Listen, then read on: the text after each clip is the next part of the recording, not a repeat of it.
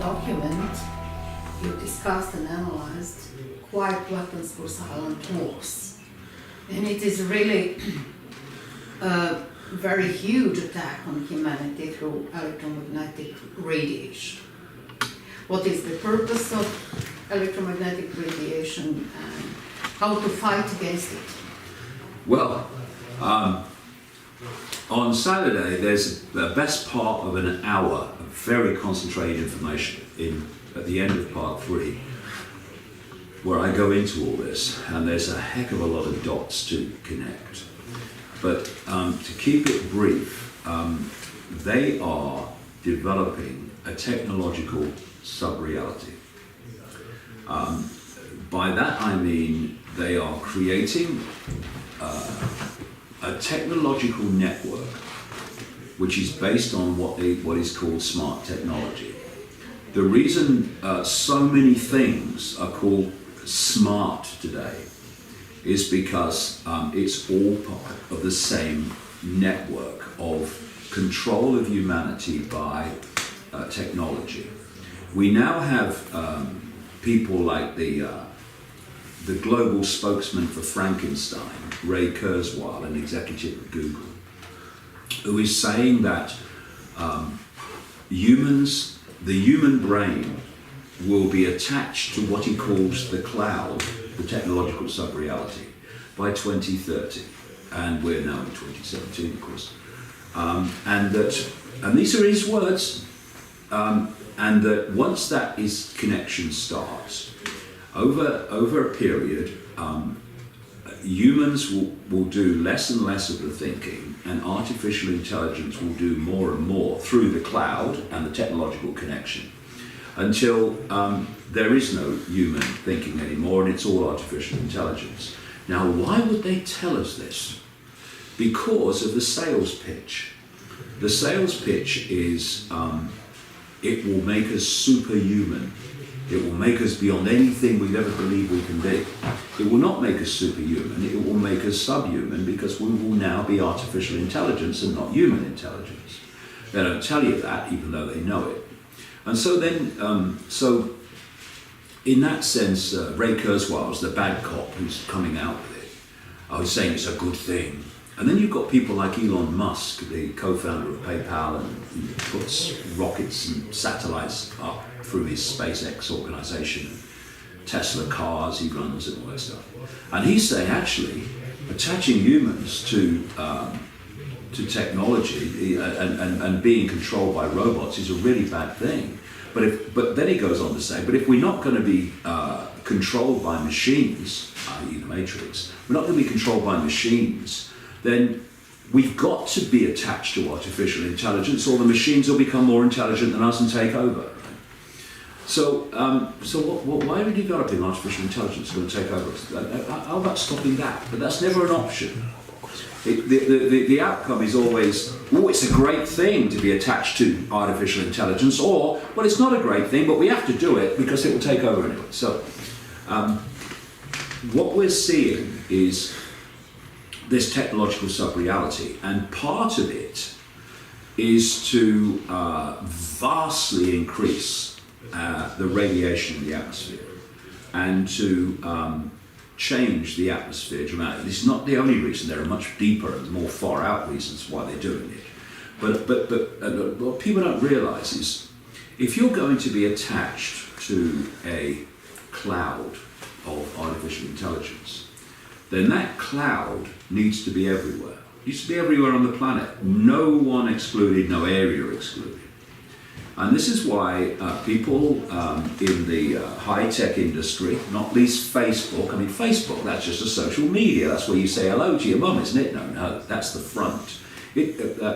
Google and Facebook are working very closely with an organization, one of the most sinister on earth, perhaps the most sinister, called DARPA, which is the technological development arm of the Pentagon, which claims that it created the internet.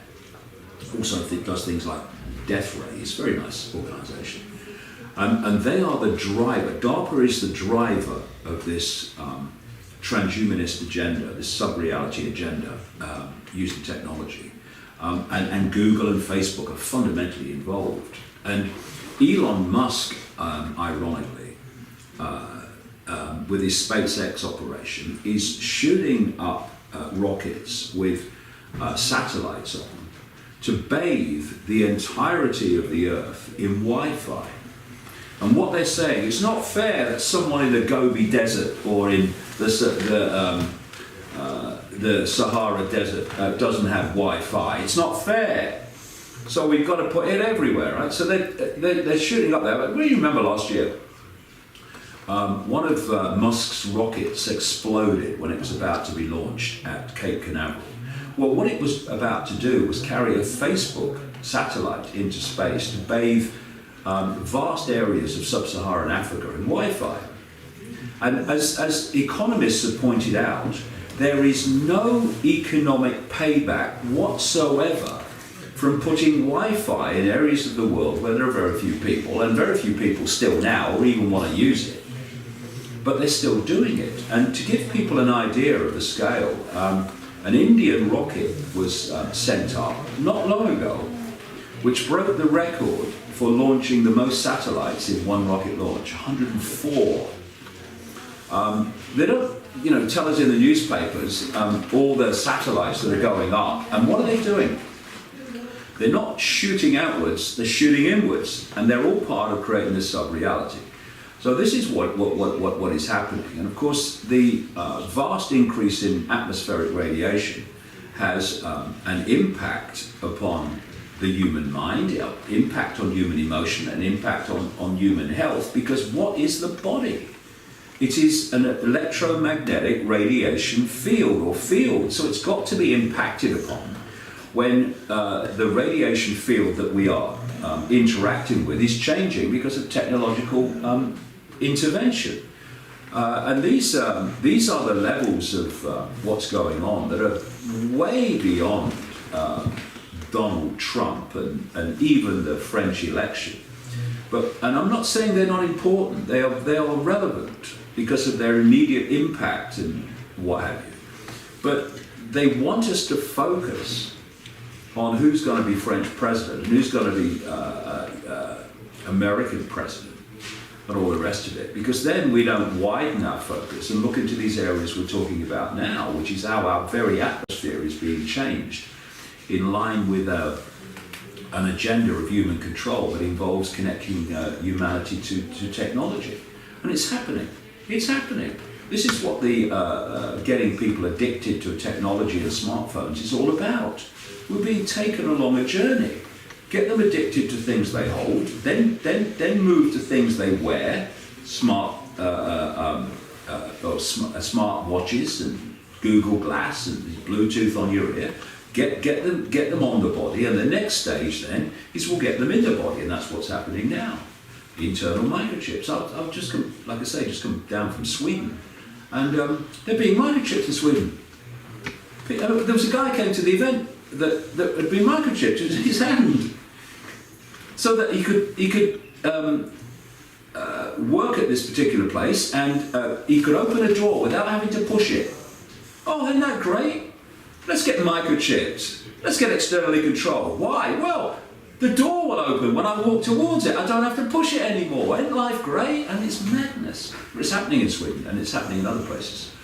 And this is the real cutting edge of the control system. Of course, it's not the political level. That's the means to an end. The end is technological control of humanity and the human mind and human thinking in the way that I'm describing. Yes, and you've described very well the background of this system that is satanic.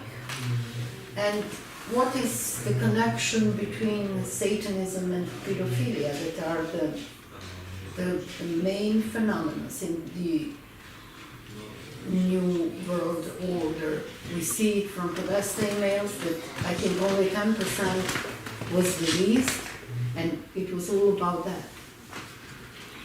Well, that's something I've been researching and uncovering for a very, very long time, way back into the 1990s, when I started to see that there was a beyond the ratio of the rest of the population, there was a prevalence, a concentrated ratio of Satanists and paedophiles in the so-called upper echelons of society, i.e. positions of power. So when you realise that, then the next question is why? Because that's the reason. And this takes us into very deep areas because ultimately this reality is controlled from beyond the reality that we can see. I mean, what the frequency band that we can actually see, that we call the world, is so tiny it's laughable. What we live in is the equivalent of a television or radio station. There's a frequency band.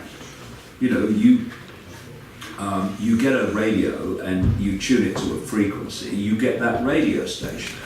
But that's all you get. But in the same space as all those others, the station you're on are all the other stations that are not interfering with your station because they're on different frequencies, different wavelengths.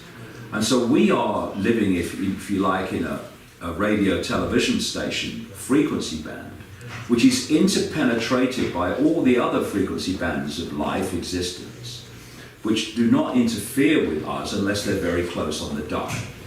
And very, very close to this frequency band we call the human world of the scene, is another band of frequency which is occupied by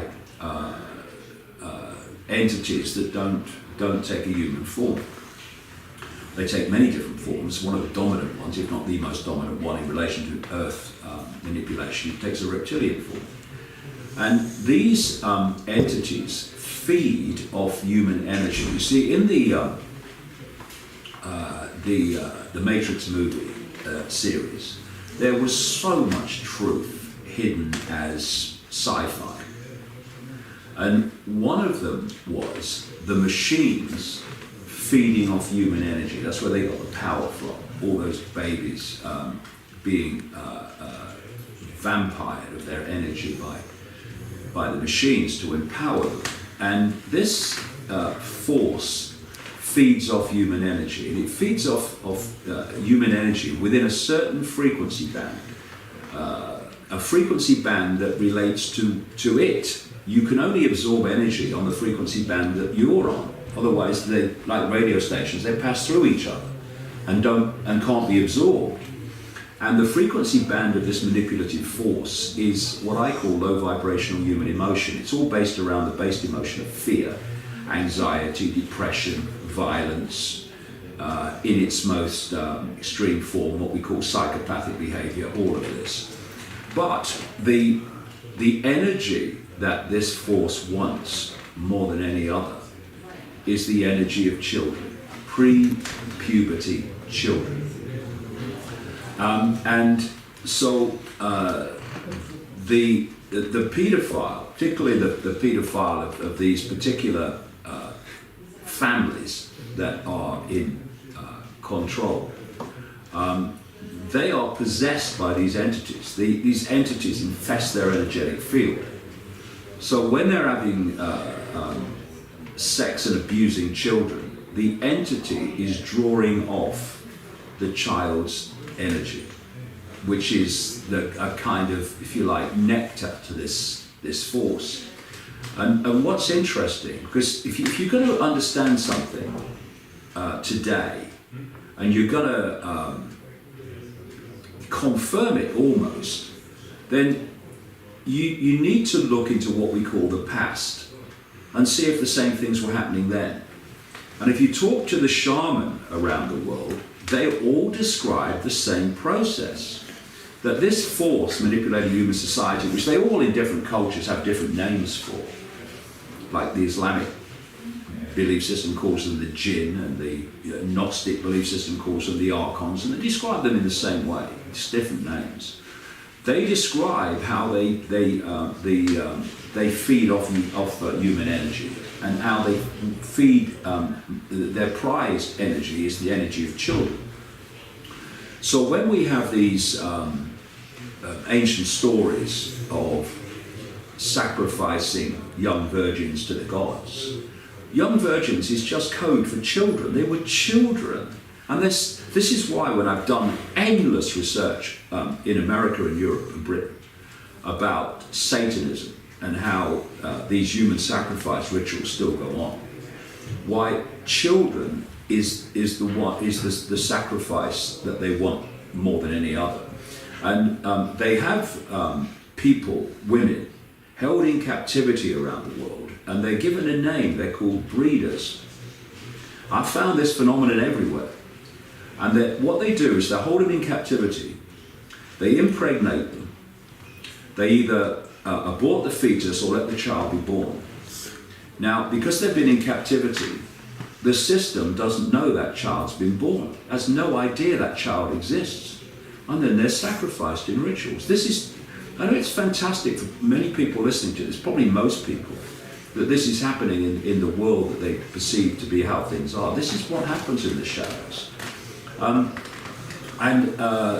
So in terms of Satanism and paedophilia, the same people tend to be both, not always, but often. And Satanism, the satanic rituals, is the interaction with this force, with these entities in the hidden, the gods as they're perceived. That's what satanic rituals are all about. And I've talked to people around the world who've taken part in these rituals. And they tell me how, in the most powerful of them, an energetic gateway is created, which allows these entities to slip very briefly, often, into the ritual. And many people around the world have described the same thing, of suddenly, in this ritual, this often hideous figure kind of manifests in front of you.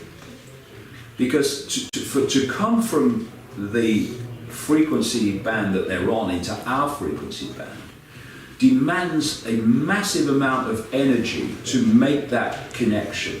You see, you know when people feel that there's a ghost in the room or there's some presence in the room, what do they often say?